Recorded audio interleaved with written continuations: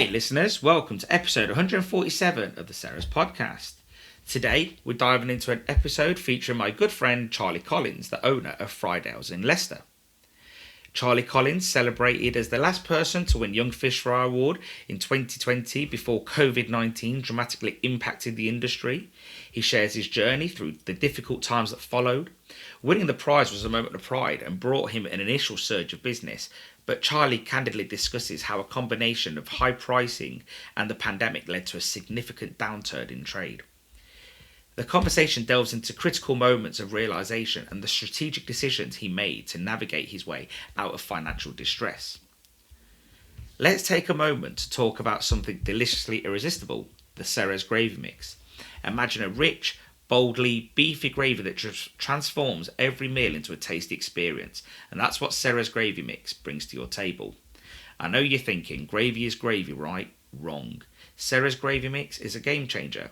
It's perfect for those who appreciate the nicer things in life, offering a proper beefy taste that's delicious enough to stand on its own or act as a base for your culinary creations.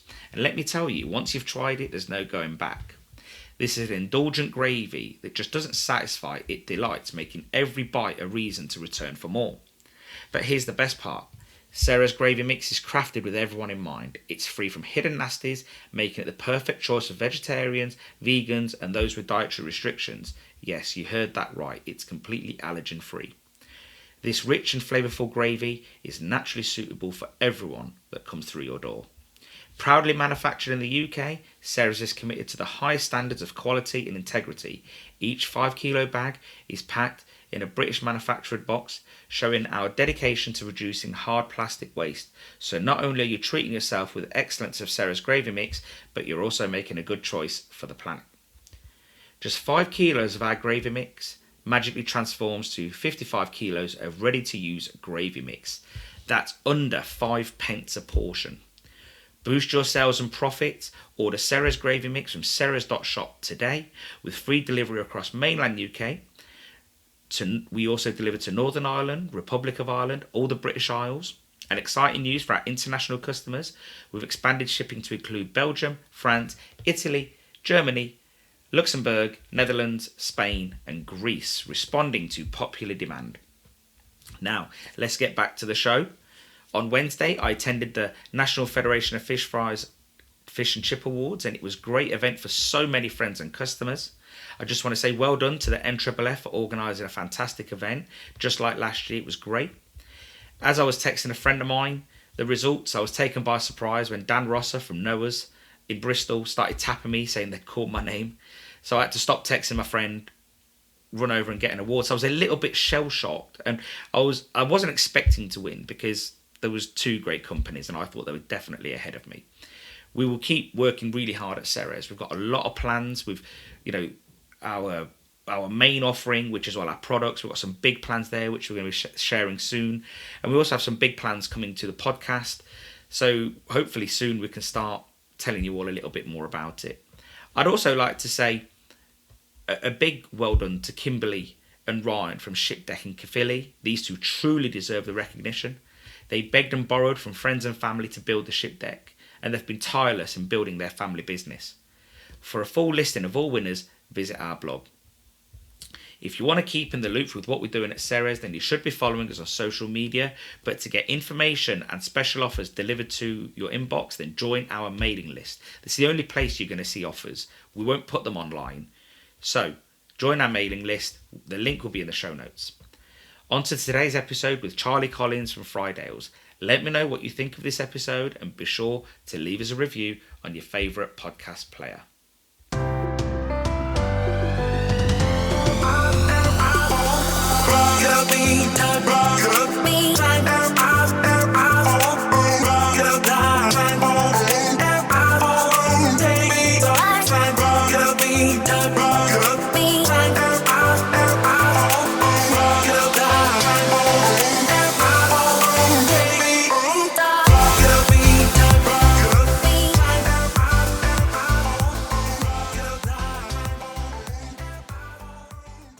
Charlie, welcome back to the Sarah's podcast.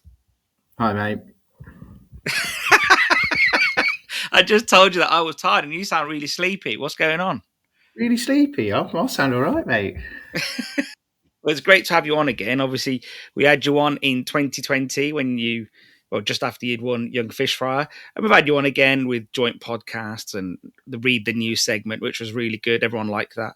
But we did say then that we'd like you to come on and discuss some more, some more aspects, but broader topics, what's been going on with your business. And, a lot has happened in the last couple of years. And I was just saying, actually, today I've done 2 episodes. This is the second one. And it's really weird because I didn't plan it. But I did a podcast with John Molnar, who was the 2020 Fish and Chips of the Year winner, and you were 2020 Young Fish Frier of the Year winner.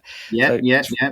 Both really Midlands as well, which both is, Midlands, yeah, both Midlands, and then you both had to deal with the COVID aspect straight after that as well. So, yeah, just interesting that that's lined up like that because I definitely didn't plan it like that. Although it's just ended up nicely like that. So, how's trade been for you? You okay?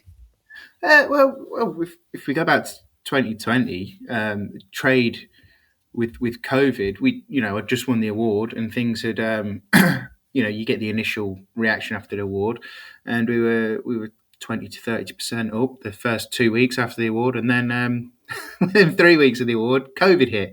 So COVID wasn't good for my business. We had a massive downturn in trade, and over the last 2 years, we've been clawing it back, and then finally, towards the back end of the last year and the start of this year, we've turned a corner, and things have started to pick back up, and it's been, last year was a slog, but it was a very good year, particularly at one of my shops, the shop in the petrol station, that almost doubled in turnover. So it was a good year last year. Do you almost feel like we're thinking about this and how to ask it, but do you almost feel like as a young person in the industry, we're friends. I respect you because I can't be friends with somebody that I don't respect. But others might say, "Oh, well, he's young and he's a bit wet behind the ears." Although you're running 2 sites, then there is that young aspect. Do you think COVID though has that sharpened you as a business person to some degree? Oh, massively. I mean, I made some big mistakes over COVID, and not just during COVID, but like before COVID, I'd say. I started to reduce my portions too fast, put on my prices too fast, almost forgot about what fish and chips is, which is a value for money meal for the masses, and I'd lost that direction. Got a bit too big for my own boots, you could say, in a way, and forgot what my customers wanted, and that had a negative effect on trade, especially around that time. So you say you dropped portion size and I guess increase some prices or whatever.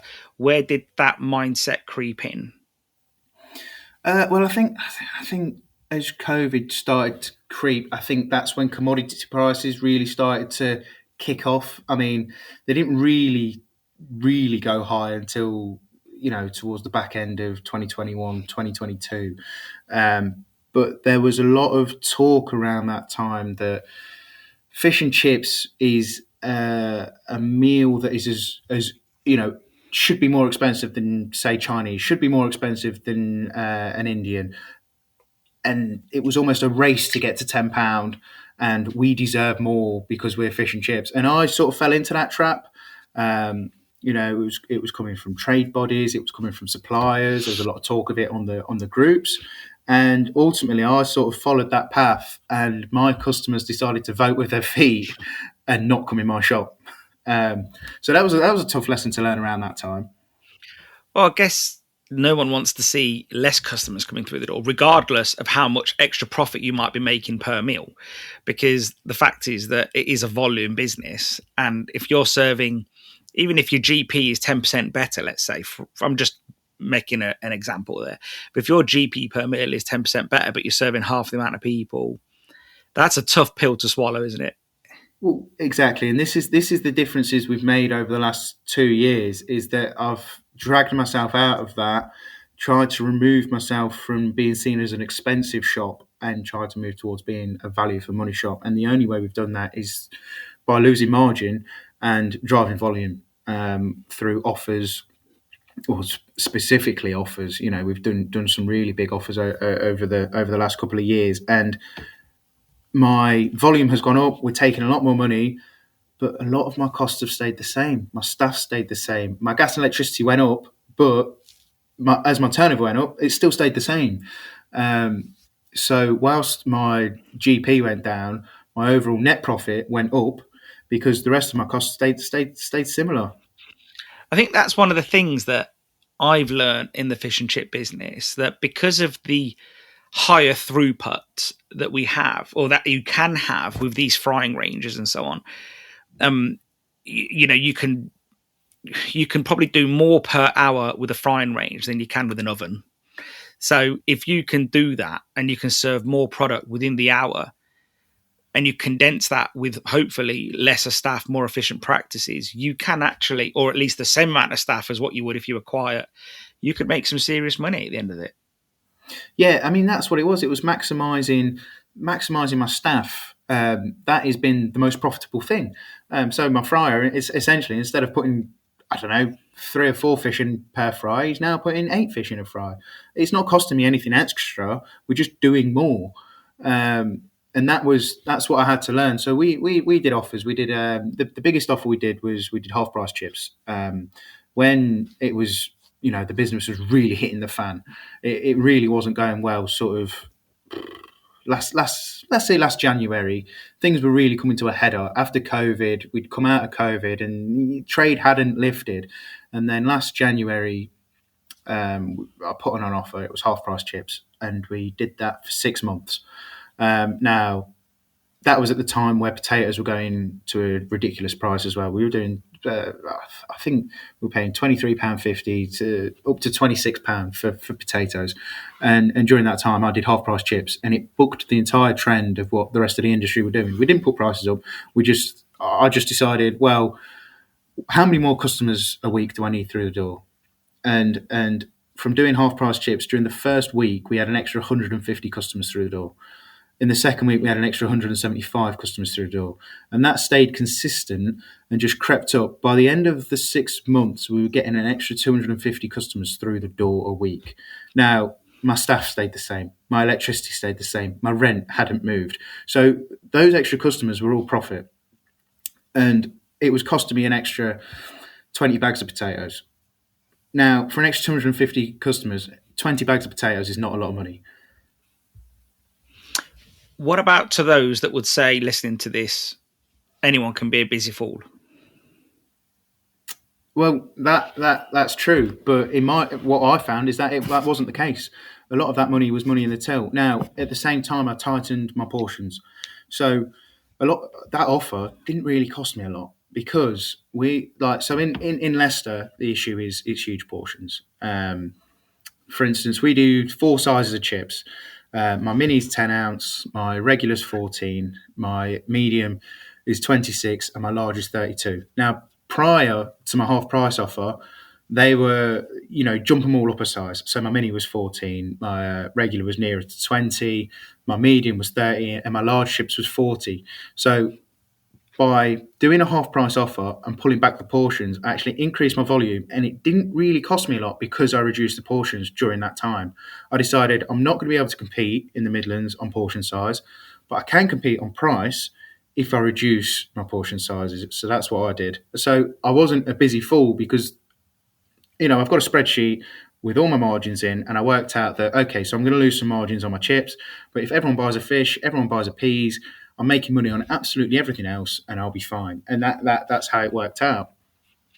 Well, I just wanted to throw that in there as devil's advocate, because I know what people might be thinking, but I do know that you didn't do any offers lightly. You went through every penny meticulously. I remember seeing all the spreadsheets and the costings, and we'd be WhatsApping each other, and you weren't just saying, oh, I'm throwing money at the problem or food at the problem. You were literally thinking the opposite way of what sort of got you into the mess. And that was just being good value, good quality, because those two things they go side by side, and your customers especially. That's the thing. That's how I was building turnover.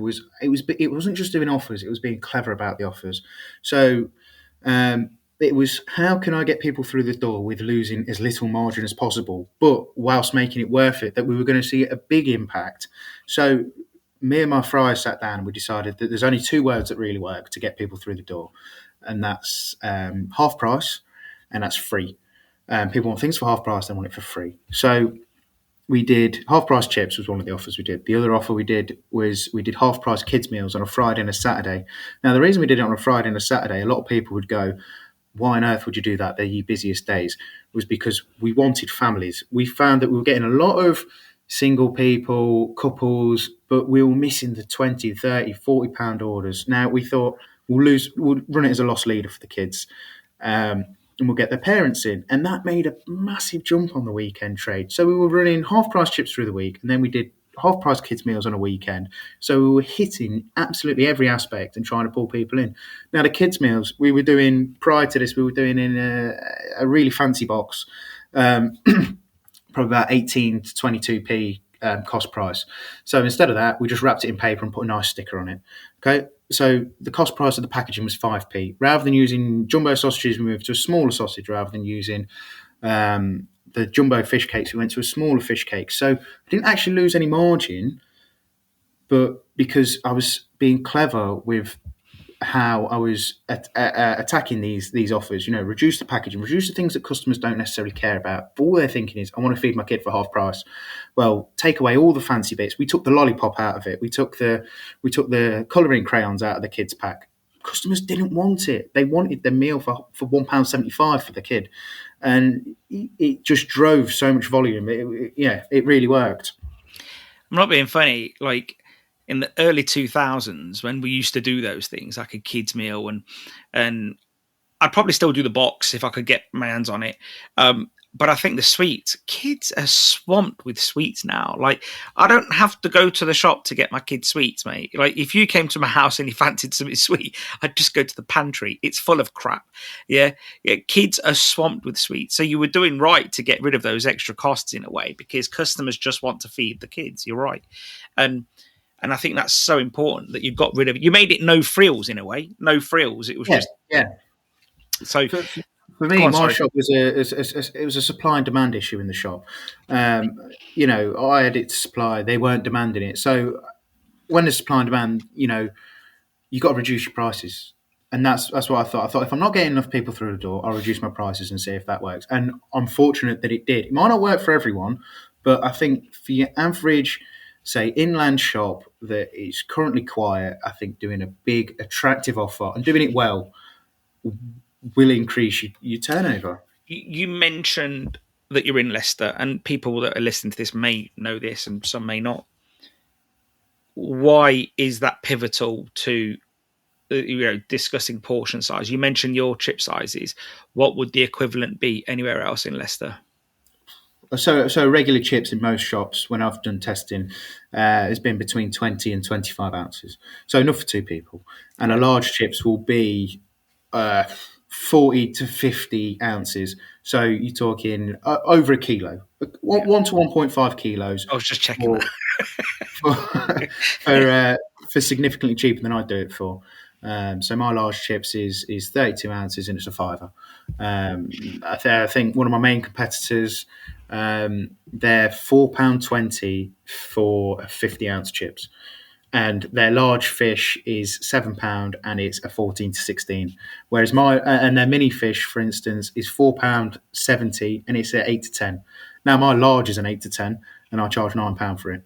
So my large is as big as their mini for more money. So that's what we're dealing with in Leicester. It's portion sizes. But so my theory was, well, I can't compete on the portion sizes, but I can compete on my marketing, my service, and running offers, because the other shops in the Midlands just don't run offers. And you can see why they don't run offers, because they do huge portions, so they haven't got that margin to play with.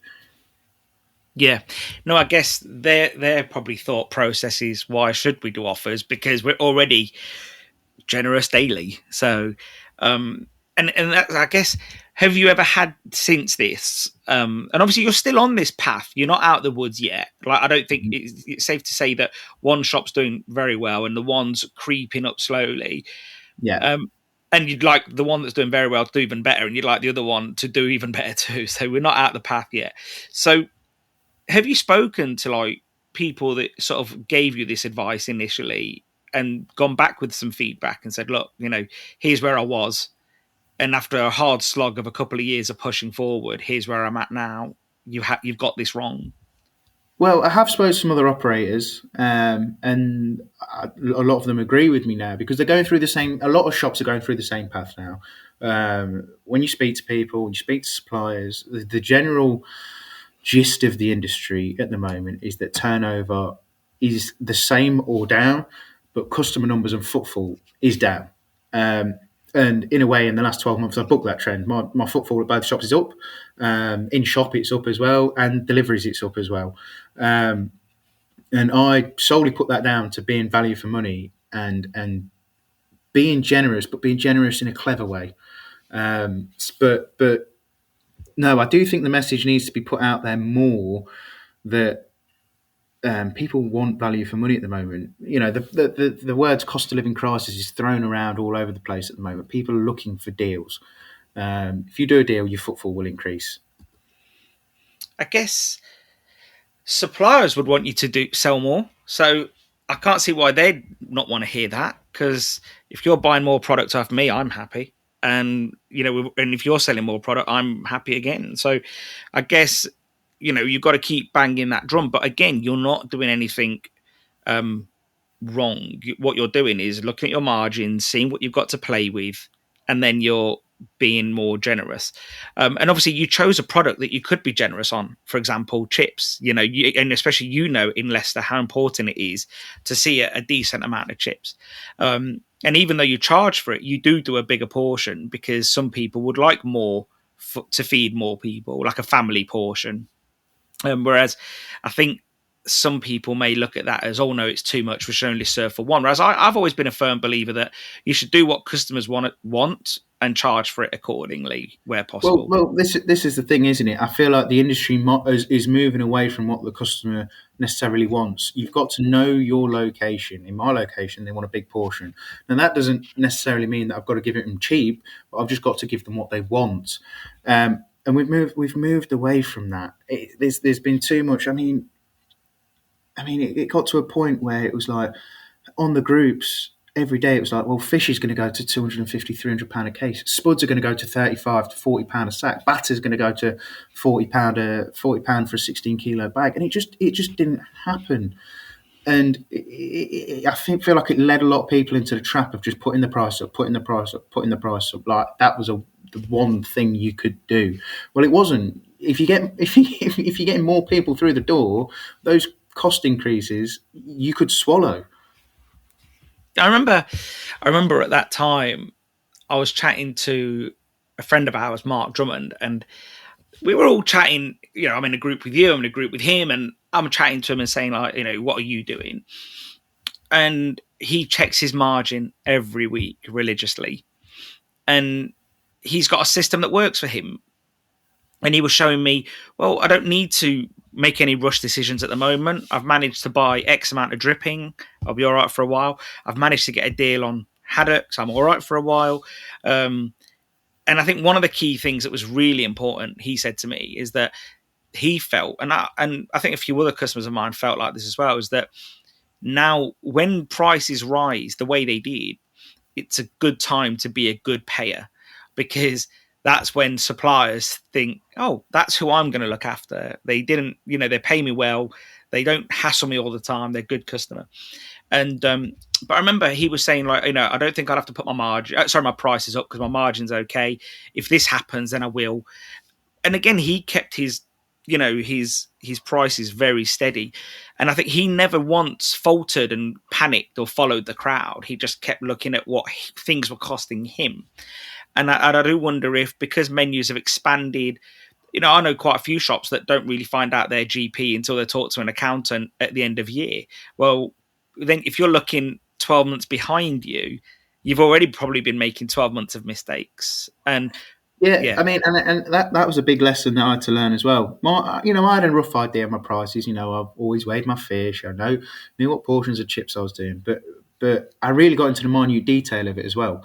So I had a live spreadsheet that I adapt weekly, or at least every time there's a price change, and then I've got a projected turnover and projected net profit, and I plug those numbers into that. And also, I set my EPOS to give me a GP report each week. Now, it's not bang on. I'm not like Mark Drummond, whereas I'm not counting every single piece of everything all the time. But it put me in the right direction. You've got to have a grasp on a rough direction of where you're going with your numbers, because if you're just making it up as you go along, you're going to get stung. And I was being stung. But by having that live spreadsheet, it allowed me, like you said with suppliers, to buy better. Started buying my batter by the pallet because I found it would save me money. Started buying my oil by the pallet because I found it would save me money. With my fish, I'd find a fish that I liked, and ask my supplier to put a pallet away from me. And then I've got fixed prices for at least 12 weeks. I was trying to get 3 months ahead of my prices. And that is what we're lacking at the moment. At the moment, a lot of shops are just talking to the supplier, whatever the price is on the day they're paying, which is short-term thinking. I feel like that's where a lot of us are going wrong, is that we're so week to week. We need to get a bit further ahead, and we'll give yourself a bit of breathing space. I guess there's a few elements at play there. So some people probably don't want to upset their supplier by challenging a price or a narrative. You'll message me sometimes and say, what's the best you can do on a pallet, and I'll never get offended by it, because I want to help you where I can, and I would most customers. So I think that some people may be afraid of being told no, or we can't do this, or hearing something slightly negative. Whereas you've always said to me, and I sort of get this actually. You've always said to me, my job as a chip shop owner is to get the best prices I can possibly get for the things I like, as in the oil I like, the batter I like, and the products I use. And it's the supplier's job to get the best price they can possibly get. And you can come to that conclusion together by being polite. You're making your case known. I need X, so I can satisfy Y, and you guys need X, so you can satisfy Y. Where can we meet in the middle? And I think some people just don't want to have that to and fro with them. I mean, as an owner, that is your job. Your job is to get the best price for yourself, so you can get the best price for your customer, but ultimately so you can make a profit. And you've got to understand that your supplier is doing the exact same thing. So when your supplier goes, "Oh, this is the best stuff. This is X amount of. This is going to cost you X amount," you go, "Well, can we have it a bit less because I want to do this?" So my kebab supplier, we do a reasonable amount of kebabs, and I said, "Look, can I have a discount because I want to run a big offer. I want to increase what I'm selling." And I said, "I'll do it limited. I'll do it for a limited time." What did we do? I think we did half price kebabs every Friday for a month. And our kebab turnover jumped by 30% by the end of that month. Now, it cost my kebab supplier a small amount of money to provide me with cheaper kebabs for that month. But now he's getting extra money out of me every month. And that's how you've got to justify it to your supplier. And also, one of the changes we made is we picked our price and then worked backwards. So I decided that I'm only going to get £7 for a kebab. Well, we were using a kebab that was like 90 something percent meat content. It was fantastic. The pita breads were amazing. The sauces were amazing, but it cost me too much to make, and my customers just weren't appreciating that. And the industry's been led to a quality first thing. Now, I'm not saying completely knock your quality on the head, but if you can use a lower quality ingredient that your customer is happy with, what's wrong with that? I used a lower meat content kebab. Now, a lot of people are going, "Oh, you should be buying the best that you can," whatever. My customers are getting it and smothering it in garlic mayo. Now, how much of the meat are you tasting after you've smothered it in garlic mayo? Yeah. So I moved to a less meat content kebab. No complaints. No one noticed. That saved me £8,000 in 1 year. Wow. My packaging, I was using bio boxes religiously for everything. I'd put 2 sausages in a bio box. I didn't care. I was, this is the best packaging. This is the best for my product. I switched back to paper for the majority of my things. Saved £20,000 in a year by switching back to paper. My customers preferred it. There's nothing wrong with it. There's nothing wrong with doing something that might be lesser quality if it works for your business and it allows you to provide a better value product for your customer. There's just that thought there with like, that's a lot of money. £20,000 a year on your turnover is not a significant percentage. That is a very big number. And I think if you're looking at something like a doner kebab, I'm not being funny. I'm not a snob when it comes to food. You've seen how big I am. But the point is, like, it's a kebab. Like, it's not, without being rude, the lower percentage one, and it's not going to be ridiculously low. We're not talking single digits here. It's probably something like 60%, 70% rather than 90. It's probably it's higher than that. We went from a 94% to an 82%. Yeah, well, I mean, it's not huge. It's but cost wise, it went from £2.40 a pound for the kebab to £1.65. Now we use £200 of kebab a week. On average, a lot of shops will be using a lot more. Some shops will be using a lot less. But there was £150 odd pounds saving a week. The kebab you're doing now would likely have more flavour technically because there's less meat and more flavourings. So your customers would probably eat it and think, oh, that's quite nice. There's some flavour to that. I remember doing these tests on chip shop sausages in the early 2000s where even then everyone was like, oh, you've got to have a better sausage. Went to 80%, 90%. And customers just complained. I remember like we went from back then a Tasty Bake to like a McWinnie's 90 something percent. And customers would eat it and you'd be like, it's a better sausage. And they'd be like, but there's no flavour. Because obviously the more meat there is, the less seasonings there are. So I remember those tests. And I think when it comes to that sort of product, I don't think a kebab connoisseur is going to a chip shop. Someone can prove me wrong if they want. But I think that you're probably, if you're really into kebabs, you're going to go to one of our favourite restaurants in Leicester, and you're going to get a proper Turkish kebab, in my opinion. Yeah, and this is what I had to do. I had to be honest with myself and honest what my business was and where it was. At one point I was double frying all my chips. I was giving a wedge of lemon to everyone. I was giving homemade tartar sauce for free. I was putting it in a bio box, but the cost price to the customer satisfaction was way off. It was completely misjudged by me because I couldn't serve the product cheap enough that my customers wanted to buy it. And making those adjustments and accepting that your business has to be what it is where you are, it was a big learning curve for me. And you said earlier that I was young and had two shops with COVID. Well, that was the big learning curve, was that your business can't be what you want it to be. You've got to sell what people want to buy. What about to those people that say, we do deserve more, you should charge more for your product? Well, it's a free market. It's a free market. It's all well and good saying we deserve more and, we're worth this, that and the other. But if your customer's not buying it, it's a free market. It's no good doing $3,000 a week and serving 200 people a week if you're not making any money in your pocket. But you're serving the fish and chips that you want to serve. I'd rather serve a terrible product and take really good money. Yeah, I guess sometimes in business that's the choice some people have to make, and you have to be sort of happy with those choices. I wouldn't go as far as saying a terrible product. I'd never go as far as that. But I think what you mean by that is purely I'd rather stay in business. Is what you're saying? Yeah. Well, when I say a terrible product, for me, fish and chips. If I'm cooking a perfect product, I'm drying each piece of fish. I'm putting it in a seasoned flour. I'm frying it in beef dripping, and then I'm double frying my chips. Well, we strip back all the processes to make it quicker, so we could use less staff. We stopped drying each piece of fish. We used the seasoned flour still, but we stopped double frying our chips because it was adding cleaning, it was adding time, it was adding mess. It was taking too long. We were falling behind. We simplified things to reduce the labour cost. So we reduced our food cost. We reduced our labour cost. We maintained the fixed costs, and then we increased volume through offers. And that got me out of the shit last year.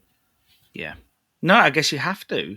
You've got to look at these things. And also, it must be hard, and because I will do this in business, it must be hard stepping off and looking at your business like an outside entity, because we look at it every day and everything becomes the same and it becomes normal and you don't see things. So then to force yourself to look at it as an outsider, it must be quite difficult. Yeah, well, it is as well, and especially when you're in there every day and dealing with staff, because staff put up resistance to everything, and they want their life to be as easy as possible, and you need them to do a certain job, and somewhere in between, you're going to find a nice balance. When I said I was doing a half price chips, the staff about had a meltdown. They were like, "Why do we have to do this? It's going to be so big. We're not going to be able to cope." And I was just like, "You will cope. It will be fine, and we will be busier." But when you're getting that resistance from staff, and then you're looking at it thinking, well, actually, I'm going to lose £1.50 on every single bag of chips. It's hard to see the bigger picture. But I suppose you've got to. You haven't really got a choice now. If you're a struggling business, what are you going to do? Sit there and suffer and just slowly whittle away, or are you going to put some effort in and try and make a difference to the business that you're running? Because no one's going to come and help you, and you can't wait on government help, and you can't expect the NFFF to give you exact advice that's going to save your business, because it's not. It's your business. Yeah, and I guess also a key thing, I supply a lot of shops, and sometimes when a shop uses something new, they'll say, "Oh, my staff didn't like it," and I'll say, because staff don't like change. They come in, they're on autopilot to some degree. Not many staff are curious to change, because curiosity doesn't pay them anymore. It just means that they've now got another complication in their life.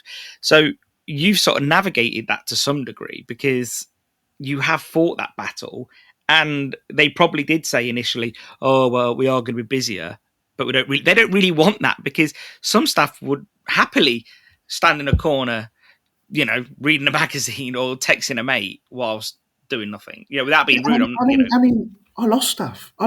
Doing it. It got, some of the staff, their lives got a lot harder because instead of, serving 5 or 6 customers, then going around and going on their phone or doing a bit of washing up and taking a phone call and talking to their mates, all of a sudden they were just, serving customer after customer after customer after customer, and they were going, "Oh, I could do with a break or whatever." You've been here 2 hours. You've done nothing but serve customers. Like, what did you think I was paying you to do? We lost some, but then a lot of people stepped up. You find your A players when you start doing things like that, and you build a better team when you're busier. And I find that my staff work a lot better when they're busier. It doesn't matter how busy we are; they still get out on time. They still manage to get out on time, and they'll work harder. And my staff morale has gone up since we've gone busier. Rather than standing around and being bored, they're doing something. They feel like we're getting somewhere. And that's been a great change in the shop. They feel like the things that we're doing and the decisions we're making, they can see the reasoning behind it now. And I guess if they're busy, there's less bickering, because and I'm not going to say never any bickering, because we all work with people, we know what that's like. But at least there's less bickering, I guess, because the devil makes use for idle thumbs, doesn't it? Yeah, exactly that. So what did you do about your menu? I know you mentioned obviously kebabs, but was there any menu items that just you got rid of to make way for better cash flow? Yeah, so one of the big things we did was I had a cull of my menu. Now my menu's still large. We still do fish and chips. We still do burgers. We still do kebabs. We still do your full chippy menu. But the driving force behind this was when gas and electricity went up. I was looking at ways to save. Basically, at one point I had a double door fridge, double door freezer, a chest freezer, and then another undercounter freezer. I had 3 kebab machines. I had the works, and I was like, bloody hell, I'm not going to be able to afford this electricity bill if this carries on. So I looked at the menu and realised that if I get rid of this, get rid of that, get rid of the next thing. I mean, we had cod roe, we had spring rolls, we had 4 or 5 different types of pies. We had 3 different. We had doner, Mediterranean chicken, and tikka chicken. We did naans, we did wraps. It was a big menu, but that's common for the Midlands. There's so many shops that are doing that. It's if you follow the trend of the Midlands, the bigger the menu, the better. Like a lot of shops, whilst I was cutting my menu, I did, for instance, Greek gyros. That was a big one. Everyone was adding that to the menu. A lot of people added pizza. A lot of people that weren't doing it before were adding smash burgers, things like that. And I just went, I'm not doing that. So I got rid of everything. Everything went down to one size. We did a small and a large kebab. Now we do one size of that. We do one size uh, of burger. The things that were taking a long time to prepare, we made it so they were quick to prepare, because the labour cost was one of the biggest factors. It's harder to get staff. You have to pay your staff more money at the moment. So the less staff you can have on shift, the better. And also cleaning wise, if you've only got to clean one grill rather than two grills, or one kebab machine rather than three kebab machines, it's so much more efficient. And if you actually look at the menu, a fish and chip shop menu is one of the most efficient ones out there. If you get three kebabs on order, it's a lot more difficult than three fish and chips, and it takes a lot more time. And there's a lot more margin for error. You've got salad, you've got sauces, you've got the bread, and you've got the meat. Whereas fish and chips, you've got the fish, you've got the chips. So by doing that, we managed to remove a lot of bottlenecks from the business, but also we managed to reduce the equipment we needed and the fridge freezer capacity. And by doing that, one, the electricity bill came down, but two, my cash flow improved, because each week I was buying just the stock for that week. Or even at one point, I'd get up in the morning, get in my van, go to JJ's, buy the stock for the day, sell that. Okay, now you've got the money for that. And then the next day you top up your stock. So you never got into that cycle of falling behind. You always knew what was coming in, what was going out, and it improved cash flow so much and reduced gas and electricity. So by reducing the menu, it was just a win-win-win-win. Yeah, no, and it sounds about right. And again, doing you mentioned that you said the traditional chippy menu, and I just wanted to sort of touch on the fact that that's for the Midlands. What you've just said, that's because a traditional chippy menu in, let's say, where Mark is in Idle, would be haddock and chips, a few bits and bobs in the hot box, and curry and peas, and maybe a butty. So just for your area, what you said, which is fish and chips, pies, probably to some degree pizza or southern fried chicken, these would be a regular menu within the Midlands, wouldn't they? Yeah. So I've gone from having an extremely large menu to still having a large menu, but just more efficient. Yeah. I managed to knock a server off of every night. Wow. And that we didn't do that by getting rid of people, but obviously you get natural wastage. People go to university, people look for a different job, and my wage bill is the same as it was 4 years ago, even though all my staff are paid 30% more than they were. So that's being more efficient. And one thing that you mentioned as well, which is the freezer aspect. So do you remember Steve Muscat put a post up on the group a while ago of a freezer with Ben and Jerry's in it? And that was genius. That's one of the things that set me off. I remember seeing on his Facebook, and he put, well, this cost me X amount to run. I sell this much ice cream. I'm not even covering my costs. And I thought, bloody hell, I've got Ben and Jerry's freezer sat there. No one's touched it in months. What am I paying for this for? And I think it really is narrow it down. It is pure genius of salespeople, better than me, to almost sell you the idea of selling ice cream and to treat that freezer like an ambient product.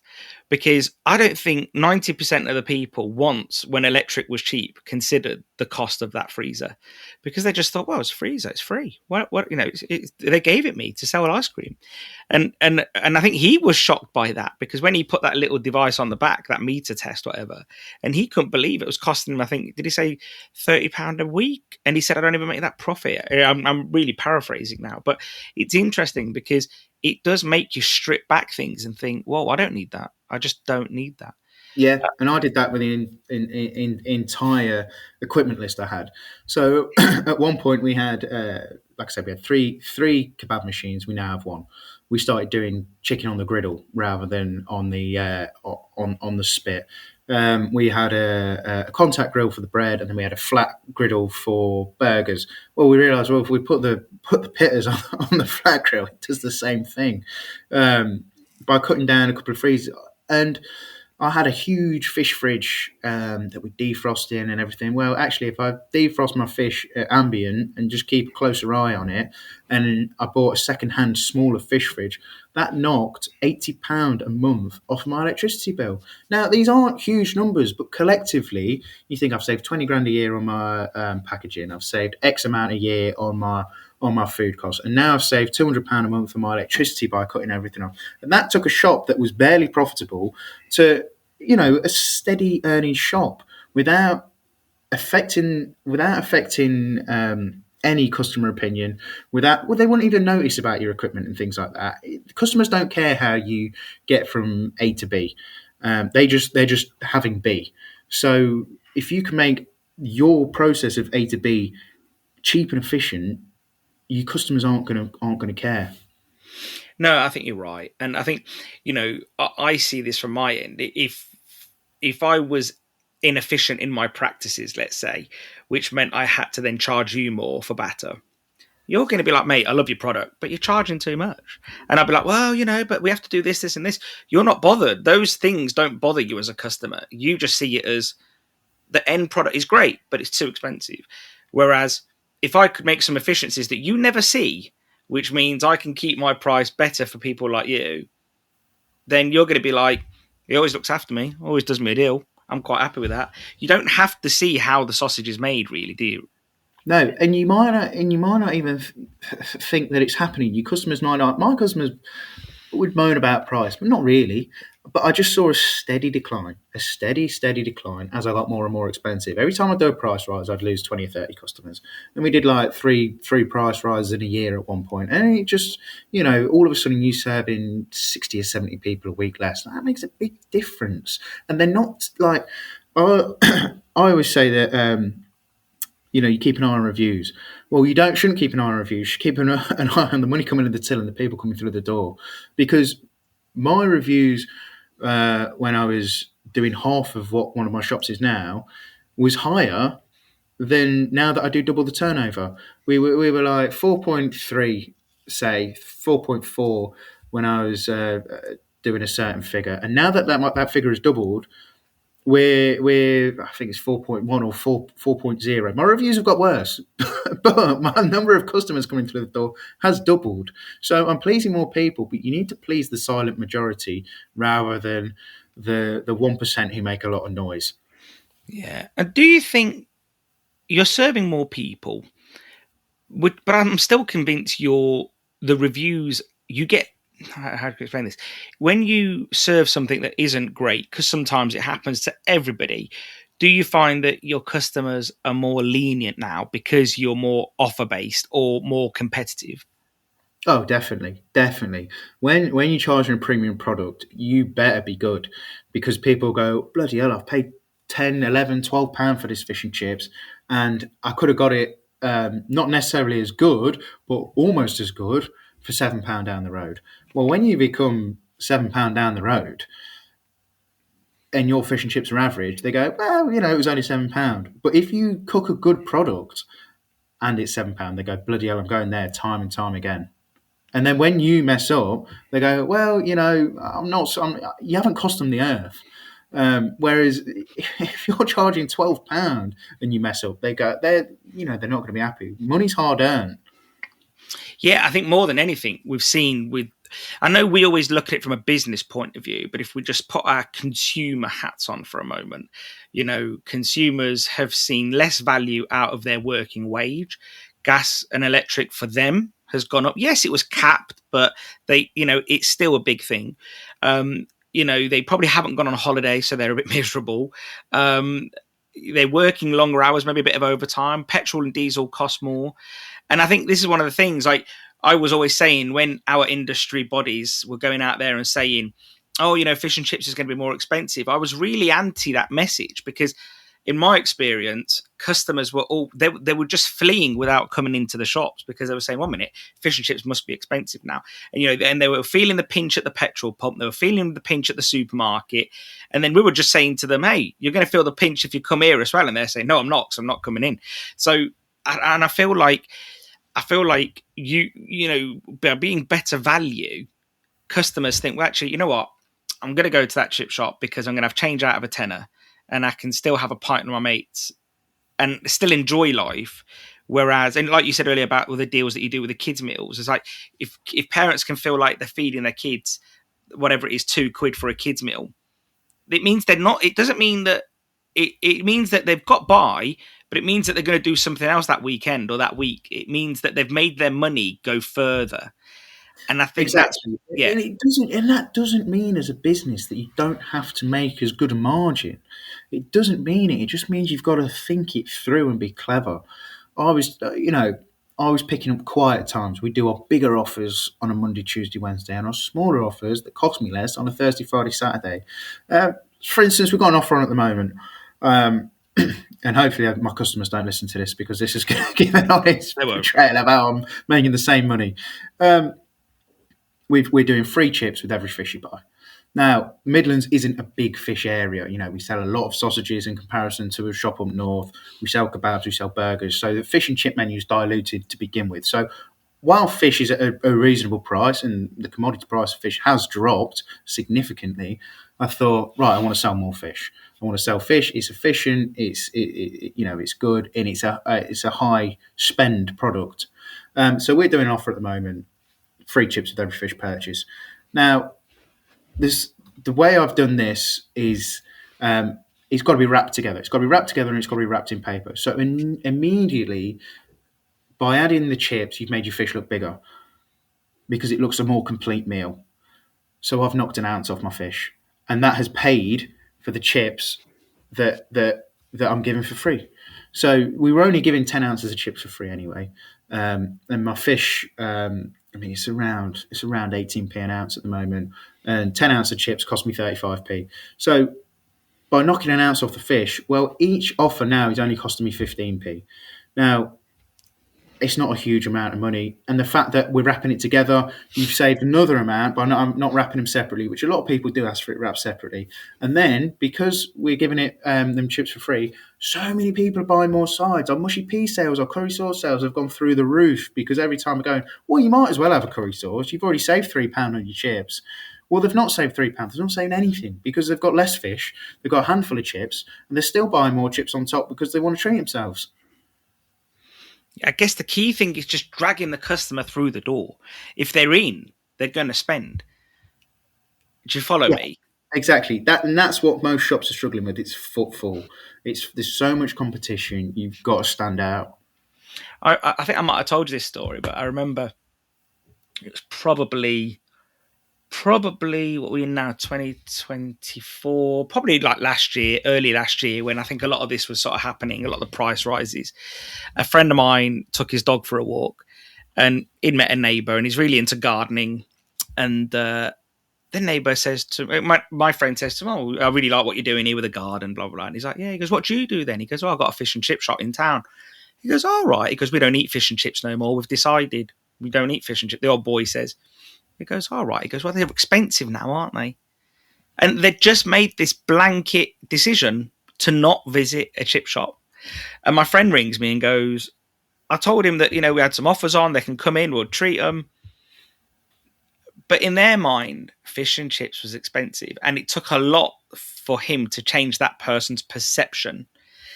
And well, the same thing happened with George from Papa's. He was telling me that, when the narrative of put the prices up, £10 fish and chips, £12 fish and chips, whatever the headline was at the time, they made a decision to not put the price up of fish and chips at any of their shops for the summer.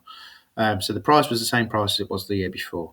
And he said he had customers time and time again saying, "It's got expensive here now, hasn't it?" No complaints the year before, but the following year, same price, he was getting complaints. And that's because the narrative was that fish and chips had become expensive, and it damaged the industry. There's no getting away from it. It has put a proportion of customers off of coming because they think it's going to be expensive, and it's not. It's everything's expensive.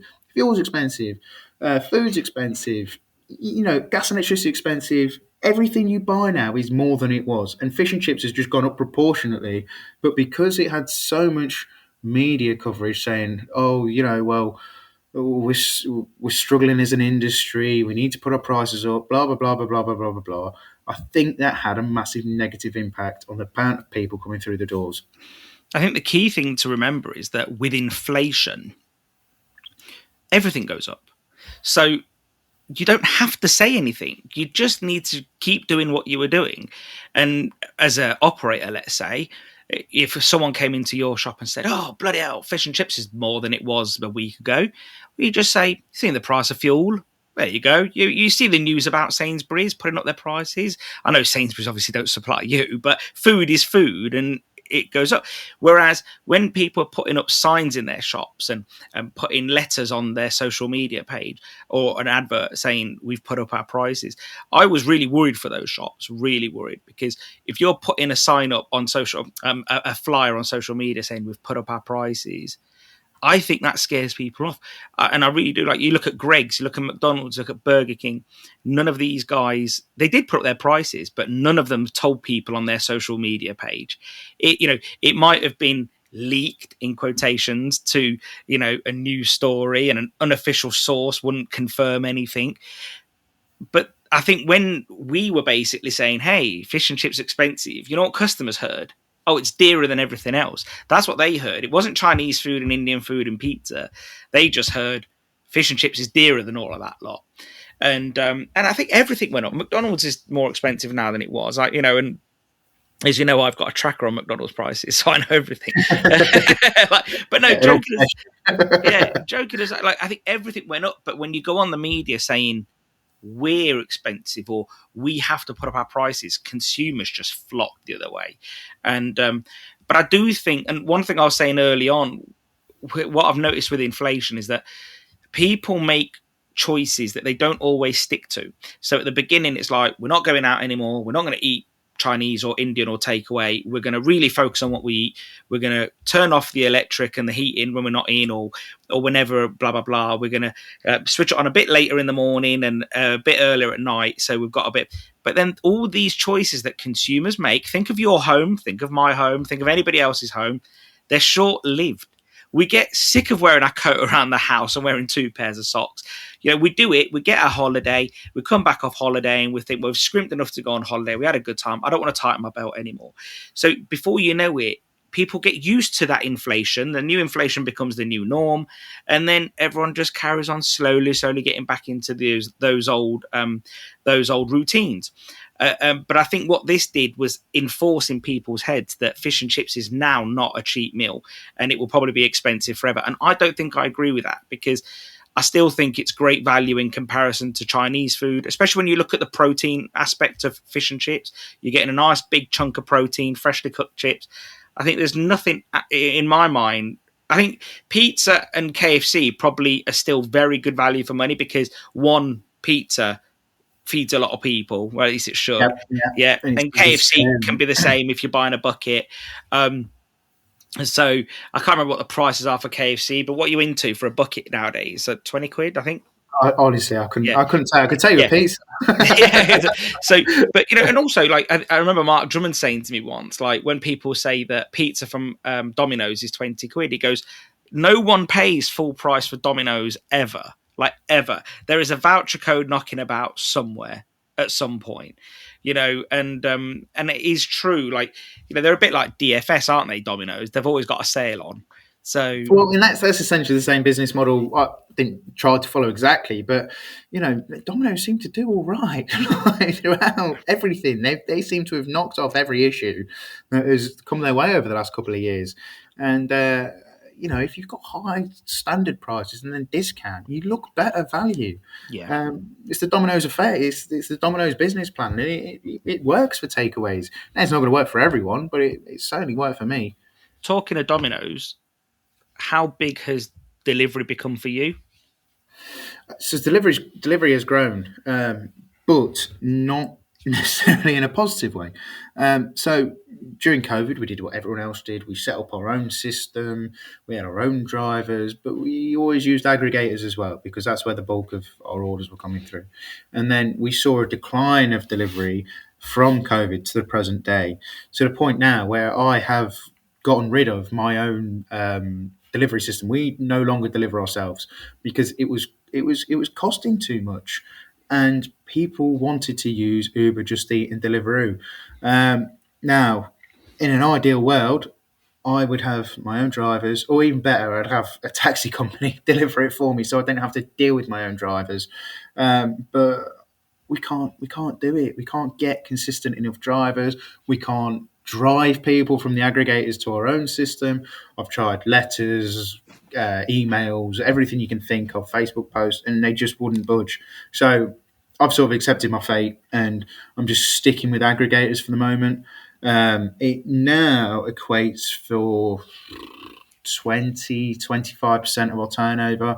Now that's up from 15%. Even some weeks it can be as big as 30%. And especially if it's bad weather, I mean the online orders just go boom as soon as it starts raining, which it does carry through. Now I increase my prices by 30%. Now that doesn't fully cover everything, but again, for me, it is a volume thing. If I do my prices up by 42.5%, which it needs to be, my orders just drop. They just drop. But at 30%, I still maintain volume. So it's a supply and demand thing again. Like it has to be at the right price for people to want to buy it. I adopted the same thing. You've got to play to their algorithms. You've got to do the offers. You've got to pay for the promoted placement. You've got to get the order times right. And the more you play to their game, the more orders you tend to get. So whilst they're not an ideal way of doing your own deliveries, and is it a fast and efficient way of doing it? Yeah. And are the delivery percentages the same at each store? So would Yeah, you say, I mean, people probably get a better deal than me, but I'm 30% with each aggregator. No, sorry, you misunderstood. I wasn't very clear there. You said that some weeks you get about 30% of your trade is delivery. Is that at both sites? Sorry. Yeah, both sites are pretty So, similar. similar. And originally at the petrol station site, I didn't have the delivery up until maybe 18 months ago, and everything on the delivery was an addition. It didn't affect the walk-in trade at all. The walk-in trade's increased. So I think the exposure of being on the aggregators has actually increased my walk-in customers. On a marketing level, I suppose, just having your name out there more. But yeah, it didn't take away any walk-in orders at all. I suppose it does on a rainy day. It's difficult to measure, but on an average throughout the year, it hasn't affected my walk-in trade. It's interesting because it doesn't seem like the cost of living crisis affected delivery aggregators as much as what many would have thought. Because obviously it's a premium, isn't it? If I was to come into your shop and buy 4 fish and chips, I'm in for what, 30 quid-ish? I don't know. I don't know. Yeah. I'm just guessing. If I sat at home and ordered 4 fish and chips, I'm into what, 37-ish, 38? That's part 50 quid. Yeah, okay. So it's actually like it's a tax on convenience, but you've got to make that judgment call. You've got to say, well, I'm at home playing on the Xbox, or I'm watching telly with a family, or I just can't be bothered. I want to have a shower, finish work, and I want my delivery to turn up. So it's a tax on convenience. And you'd think that most people would be like, nah, I ain't doing that. We're really strapped at the minute. I'm going to go and pick it up. But yet not everyone does. Clearly 30% of your customers don't. Yeah. Well, I'll tell you what I find as well. I find that the delivery orders tend to be more for singles and couples. But at weekends, you get big family orders, your 80, 90, £100 orders, you get a few of those. But through the week, it's singles and couples. You don't often get a family ordering through the aggregators. So I suppose that probably shows that maybe younger people are using the aggregators more. I'll tell you why. Because someone with a family, is usually someone like every penny counts. I see thinking it's already a treat, and I've got a car that's sitting there with a full tank of juice. I might as well just quickly pop out and get it, and I'll grab a bottle of wine from the petrol station or whatever. Or we'll have a bottle of wine with it because people are constantly trading off costs versus time versus treats. And I think, so if you've had a whole week of Monday to Friday, let's say, of slogging your guts, doing a bit of overtime, like keeping your electric heaters off and doing this, that, and the other, you're going to say to yourself, you know what, I deserve a treat and I'll go collect it because I can buy a bit extra or enjoy it. So what would you say the perfect setup would be to make deliveries that little bit more profitable? If we're talking profitability wise, with using your own drivers, I suppose is the most profitable. But I think it's too difficult to find drivers, maintain cars. That's a whole nother business. And I think for you normal operator, it's too much. If you've got 4, 5, 6, 7 cars on the road, you're maintaining them, MOTs, insurance for X amount of people, then recruiting good drivers as well and paying them. I think that's too difficult for your average shop. I know some people have pulled it off, but I don't think anyone's really pulled it off and making good money from it.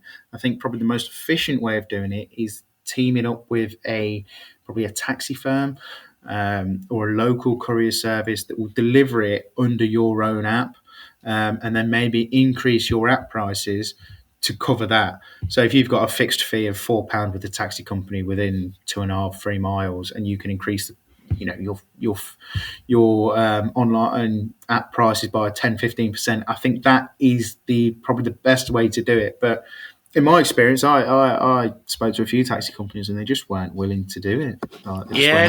I think during COVID, everyone was open-minded because taxi firms were on their arse. Who was getting in a taxi over COVID? Nobody. So they were obviously open-minded to make it work. But now that I guess they're back to normal, they're like, why should we? And I guess everyone now has to prioritize their business. And I wouldn't imagine that delivering food on behalf of a chip shop or a kebab house was profitable for a taxi driver, but it was better than being unemployed.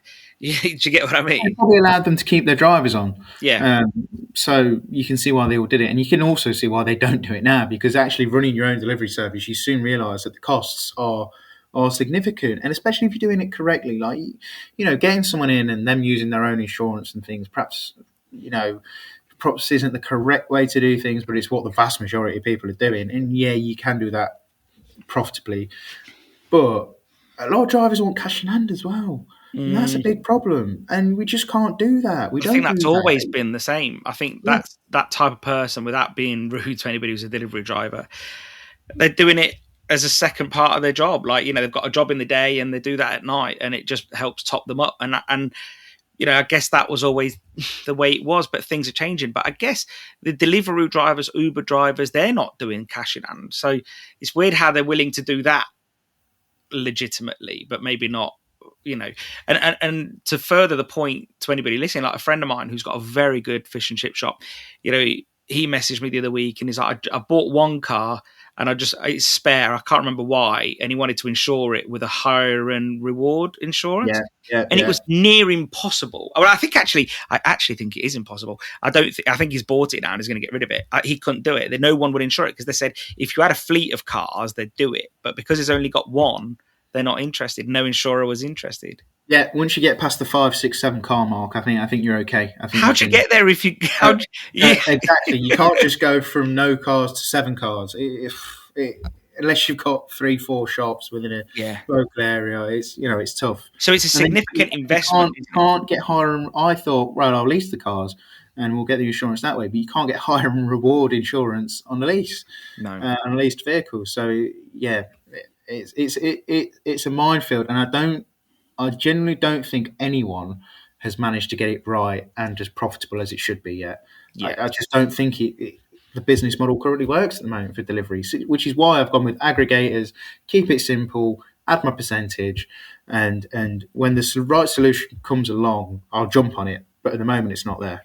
Could you open a fish and chip shop today without delivery?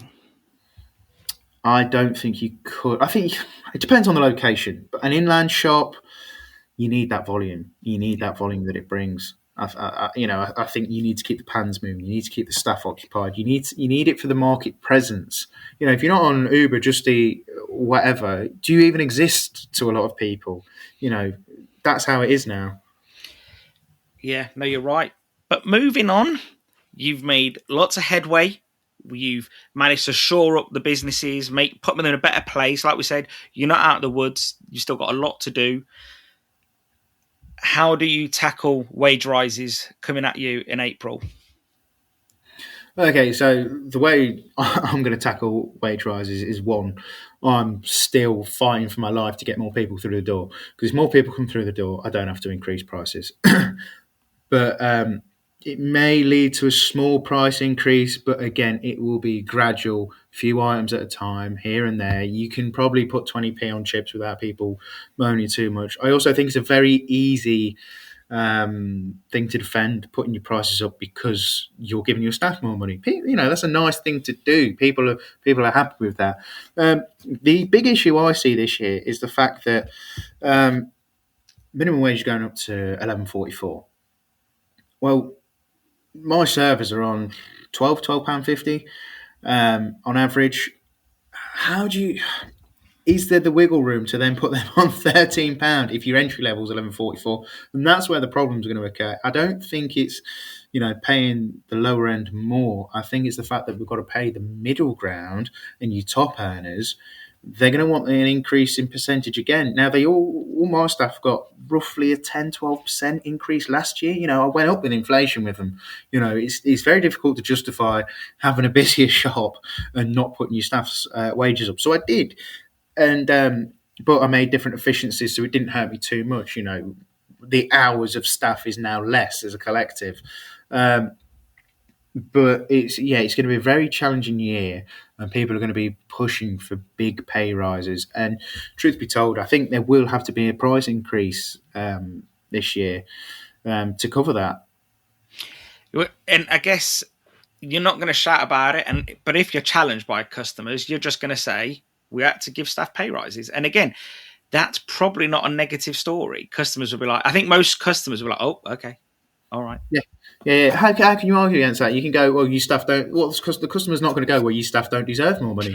Well, of course they deserve more money. I'm not taking a pay rise myself. I'm giving it to the staff. Well, look, the fact is, whether staff deserve it or not, the law is the law. And I think that's what probably helps this decision, is that you can just a blanket comment, well, the government increased minimum wage, so we went up with inflation. Because, as difficult as it is, and I know many people would say it's right for you, and I get that, I would probably give everybody a pay rise with inflation or that percentage, because you don't want to lose people. And if you've just been what you've been through and you've got rid of all the chaff and now you've got the good quality, you don't want to lose those guys because they feel put out. It's hard enough to get people motivated to work in a fish and chip shop as it is. It's not a desirable job, and it's not a job that people want to do forever. So don't make wages the barrier to entry, because that's what essentially why your staff are working. They're not working because they love fish and chips or they want to go further in the industry. They like you. It's not a personal thing. You might get the odd member of staff that you really get along with and whatever, but ultimately the vast majority of your staff are coming because they want to earn their wages and they want a job they can switch off from. They want to go home and not have to think about work. And that's you got to see that as a bonus of the industry. So there is a shortage of people coming through to the sector, and fish and chips has always been the bottom of the rung in hospitality at the best of times.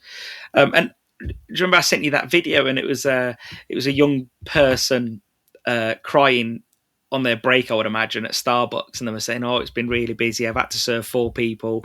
And I know I'm over exaggerating, obviously, but do you feel that the younger generation, and again, I'm not trying to tar everybody, but what we see anyway, that they probably just don't want to work. They're being forced to work.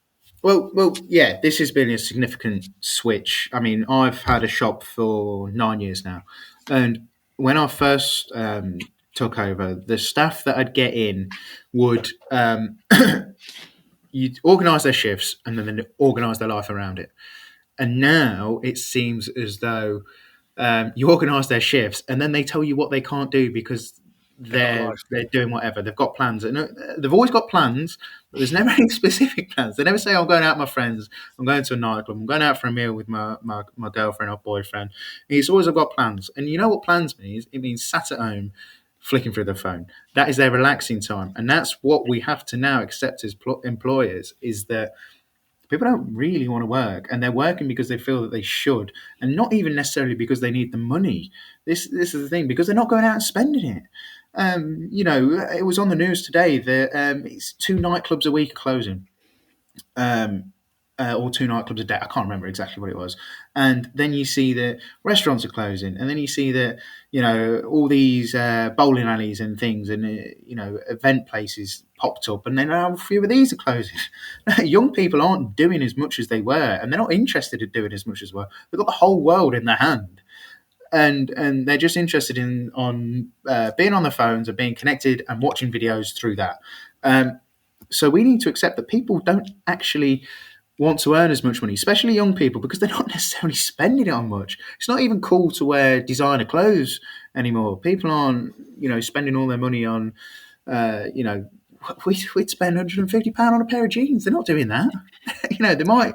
The only thing that they seem to buy is trainers that are really expensive, but they need less money, so therefore they want to work less, and we need to accept that. I think the answer is bigger teams doing less hours, and you have to expect less from them. Why would they come and work in a fish and chip shop for, what's minimum wage for an 18-year-old? £7.50. Say you pay them £8, £8.50. When they could go to McDonald's and £11 and press a button on a drinks machine all day and then switch off, go home. And they'll only do it for 3-4 hours, whereas for you, they've got to work 6 or 7 hours to earn the same money. No, I laugh because I'm not knocking working at McDonald's. That's true. My niece was working at McDonald's and she was earning, I think it was like £2 an hour more than anywhere else. And her main job, like 90% of the time, was on the drinks machine, the drinks fountain. And that was it. And literally for like 6 hours or whatever it was, 5 hours a shift, she'd literally just keep filling drinks, Fanta, Coke, Diet Coke, and that was it. She never really left the station. Like, she wouldn't do McFlurries, she wouldn't do coffees. It was just cold drinks. Her job was cold drinks. And you think, how can you, and I've said this to you before sometimes, like, how can you compete with that when you're telling a staff member, all right, you've got to mop up. When it's quiet, you've got to go get a cloth to clean down your counters, fill up your trays, fill up this, fill up that. There's never nothing to do in a business like yours. There's always something. And yet in a McDonald's, and they've probably got friends that work at McDonald's, because McDonald's mop up so many 17 to 20-year-olds. And you think, they're probably thinking, well, it's easy, it's cool to some degree. Yeah. So your average fish and chip shop is harder work, and we pay less, and the hours are often worse, and there's less flexibility, and we wonder why we can't get staff. We have to change something. Now, I don't know what the answer is. If I did, I'd have the best fish and chip shop in the country, with the best staffed one anyway. But we need to give something. We need to find a way to pay them more. It's a balancing act, and I'm not sure any of us really have the answer at the moment. But also, you've got to expect a little bit less of them. Oh, that was my next point. It's managing expectations, isn't it? Like, yeah. I'm quite an easygoing person. Like, anyone that works for me, I'll say to them, here's your core job. Do it within the hours that work best. And if all of these jobs are done, finish early, start early, finish a bit later, start a bit later, finish a bit later.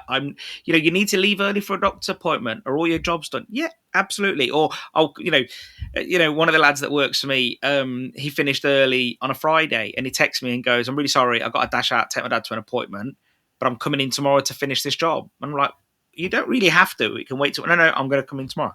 And, the next day the alarm buzzes off and he went in and did his job for 2 hours. And I think when you're easy with people, I think I'm quite a person that likes to set out what I'd like to achieve, and then I leave the person to get on with that. But I think, again, if you're taking on a 17-year-old who hasn't really worked, they've been coddled at home, and remember, these are people that have gone to school, and parents generally tell off the teachers for telling off their kid. So then that person comes into work and it's your job to get them on the path. And you think, wow, like, and again, I've just typecasted every 17-year-old, and I don't mean to, but it is. Yeah.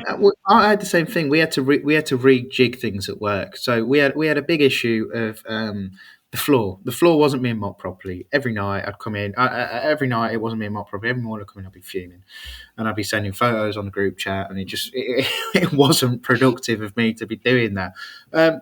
So I spoke to them, and I was like, "Why is it not being done?" And they were like, to be honest with you, we're absolutely knackered.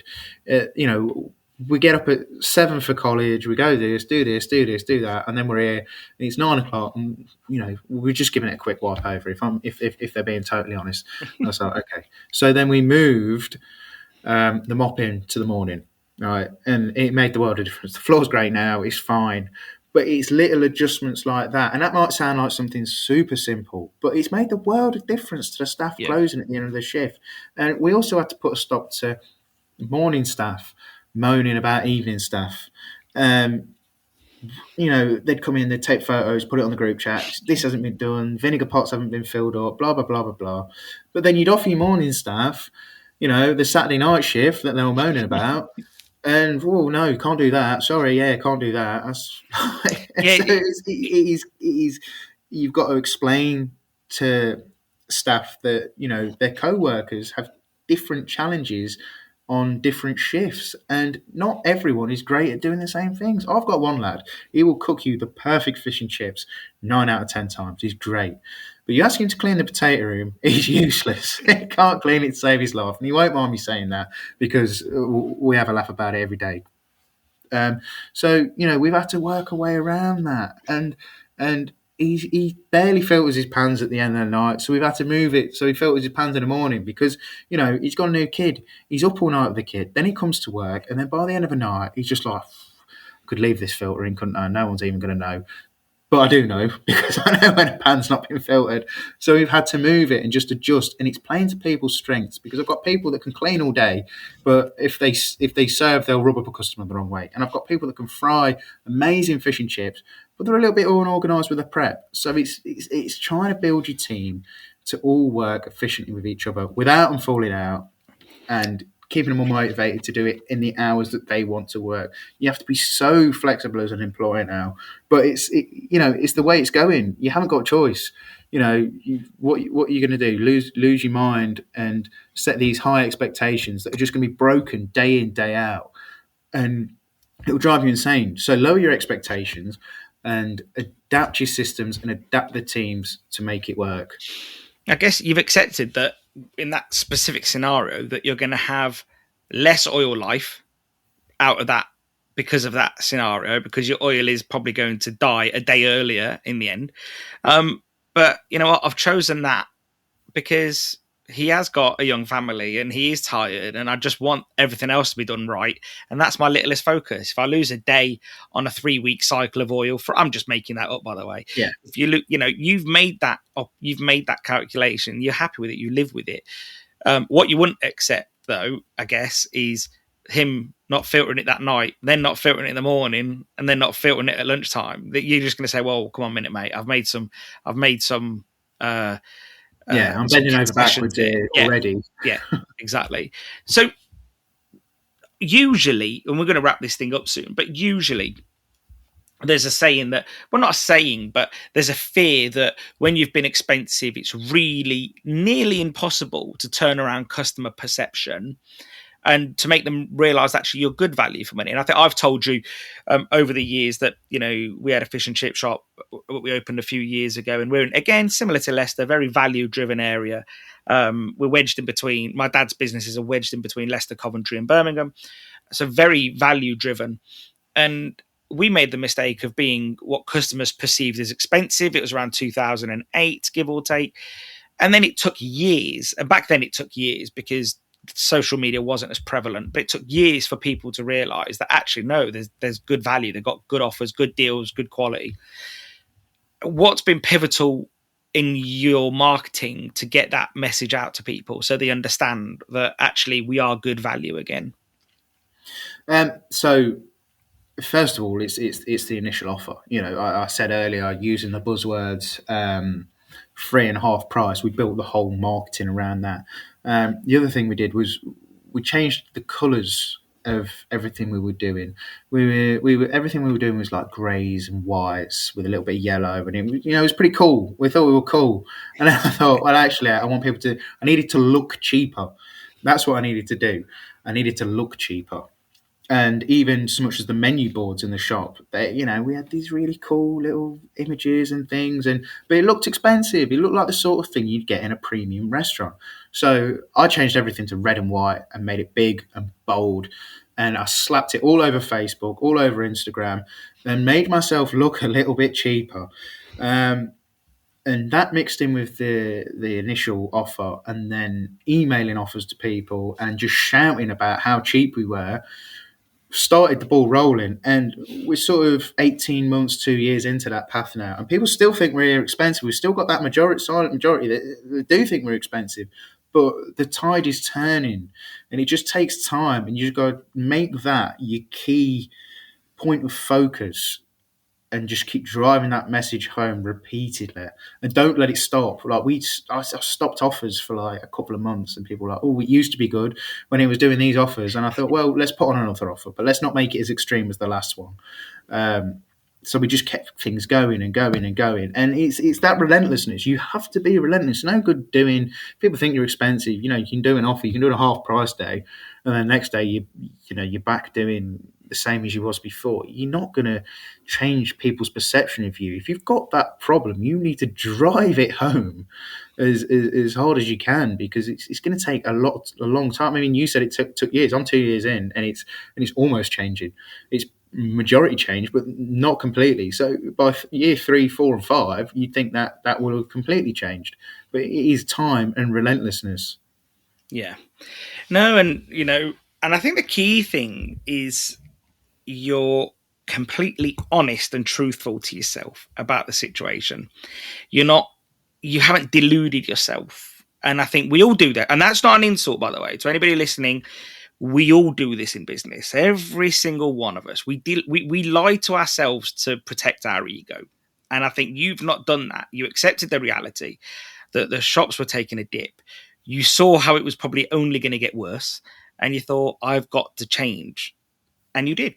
Yeah, I mean that was the biggest thing. You got to take ownership of it. No one's going to save your business for you if you're not getting people through the door. Well, you got to look and think, well, I'm probably not doing the right thing here. Now I was cooking a good product. Like the product is not really ever been that much of an issue for me. So I didn't think it was that. So it had to be something else. So I dissected every single bit that I could possibly be doing wrong. And every point there was friction, I tried to reduce it. For instance, we used to cook everything to order. But I was pissing people off because it took so long to be served. So I changed that. Um, you know, I, we weren't good value. People thought we were expensive. So I changed that. My staff were getting pissed off at me because I wasn't organised enough. And, the rotors weren't coming out on time, or I'd miss things, or I wouldn't remember things. So I worked on changing that. Now that's still something I need to work on, but every single thing that isn't quite going right in the business, you need to look at yourself and see what you can improve, and just take off your rose tinted glasses, and the problem might actually be you. Yeah, no, I think you're right. And now you've also got the mighty Neil working with you. And Neil's great. Neil's a world on his own, isn't he? Neil's been trained very well, well. Yeah.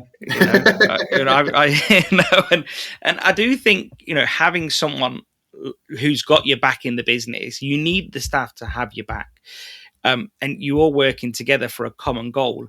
And I think with your staff, they see it. And sometimes, like any staff member, they still look after themselves first. And I think, obviously, because that's their goal. Your staff's job is to look after them. And I think, just like you is to look after you, but it's finding that all these common goals can work together. And that's the key thing. Yeah. I mean, Neil's a great example. Neil is a good fryer. And Neil will come in early, and do everything that needs doing that a lot of people would not do. But as a compromise, he often wants to leave a little bit early. He's got a long drive home. He wants to leave early. He doesn't necessarily want to work every weekend. Neil's any weekend. Neil's going to push you for the extra £1 an hour, but that is what he needs to do. But that doesn't make him not a good member of staff. That makes him, he's looking out for himself. He's human. Yeah. And people who get pissed off at that, when actually you need to see that, well, actually Neil comes in early and does the potatoes, he cooks the fish, he'll scrub a fridge, he'll filter the pans, he does everything. You got to focus on the 99% that people do, and you let the 1% slide. Not every time. No, I don't think it's even slide. I think because we were talking about something similar the other day, and I think sometimes as managers we focus on the 1% of negativity instead of the 99% of positivity, and I think that's also human nature.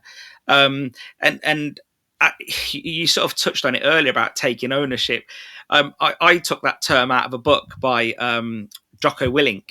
And I love that book because he actually says, like, as managers, our job is to teach people, to manage them, to grow the teams. And if you're always focusing on that 1% of negativity, like you said, you could go in and moan about something, pee off everybody by putting it in a WhatsApp group, or you could just quickly deal with it when they come into work, have a quick moment with them, and off you go. And again, one thing I learned off Fred Capel is that when I've seen him do it, because it shocked me a little bit, to be honest, but we were at his shop and a staff member does something and he just quickly goes over to him and says, look, XYZ, blah, blah, blah, that needs to be done like this. And that was it. Quiet word. Never went on about it again. And the staff member dealt with it. Whereas, and I've seen it with managers, and I've been like this in the past when I was younger, where you just keep going on about it, and you labour the point, and you think, what's this achieving? Looking back now at a younger version of me, what did I achieve by constantly nitpicking at that little thing? Yeah, you do nothing but piss Peeing off the other I person. mean, Yeah. pissed off people don't work well. No. They're not going to do a good job for you if they don't like you and they're feeling friction between you. You know, it's not. It does no one any favors. No. Least of all you, because it's your business. You need people to want to work for you. Yeah. No, and that doesn't mean closing your eyes and being oblivious, but it just means setting your stall and constantly nudging people in the right direction to get them to where you need to be. But peeing them off when they're not at work or even at work, you know, like you said, if people are at home on their phone, the last thing they need while they're on Snapchat or Instagram, Netflix, whatever, the last thing they need is messages pinging from you saying, hey, you left a turd in the bog, or you didn't, you didn't wash this, or you didn't do that. It's just like, mate, come on, get over it, you know? But mate, honestly, thanks for your time today. And we did say this was going to be a shorter podcast, but we've gone over. But I think all the content's great. And I think, you know, it's really important that people come on this and talk from the heart and say the truth, because I've been saying for a long while now, I don't just want people to come on the podcast and everyone pat each other on the back. We need to talk about the truth of what's going on. Yeah, well, I hope people see it as an honest perspective that, you know, things weren't going well for my business. Things are going a lot better now, and these are the things that I did to change it. Now, it's not going to work for everyone, but this is what was worked for me, and it's worked reasonably fast. So, I hope people see it as like I say, an honest perspective. Well, and if they don't, they can always message you and say, you know, I disagree, and then you can invite them to come and have a look. And I guess, you know, everyone's allowed an opinion. That's something I know. But what we know is the fact of what's been going on within your business. And you've got no reason to come on a podcast and lie about all of this, you know. So, but Charlie, thank you for your time, mate. And thanks, mate. Really have a great evening. Thanks.